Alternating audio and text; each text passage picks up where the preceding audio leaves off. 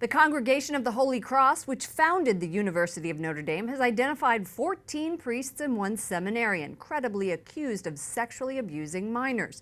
The allegations date from the 1940s. 10 of the clergy have died, 2 are elderly and living in health facilities, 3 are no longer with the order. The head of the Southern Baptist Convention has outlined steps to combat its sexual abuse crisis. Reverend J.D. Greer says the scandal has left the largest U.S. Protestant denomination, quote, brokenhearted and angry. He blamed it on years of cover-ups. Greer was speaking at the end of the church's annual meeting in Birmingham, Alabama. And House Democrats try to strip away pro-life safeguards. They are against the Trump administration's new rules protecting medical professionals' rights to listen to their conscience.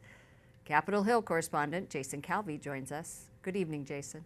Good evening, Lauren. The bill will meet strong opposition here in the Republican-controlled Senate. And even if it passed, President Trump has vowed to veto any bills that weaken current pro-life protections or lead to the destruction of innocent human life. Here we are. Democrats control the House, and Congress holds the power of the purse. Democrats are using that power to try to weaken pro-life protections. Let me be clear on the Hyde Amendment.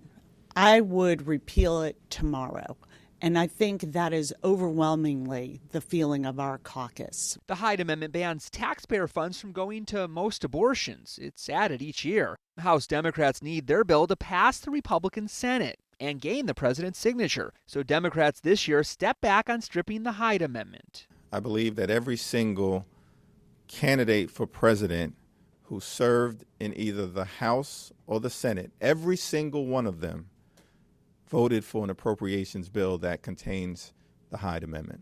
All of those candidates say they want it gone. Most recently, Joe Biden. If I believe health care is a right, as I do, I can no longer support an amendment that makes that right dependent on someone's zip code. Although Hyde is safe for now, Democrats are still trying to use this spending bill to block the president's Mexico City policy. It bans U.S. aid from going to foreign groups that promote or provide abortions. When you believe, like I do, that life begins at conception, you don't want to kill it, just like you wouldn't kill a 1-year-old child.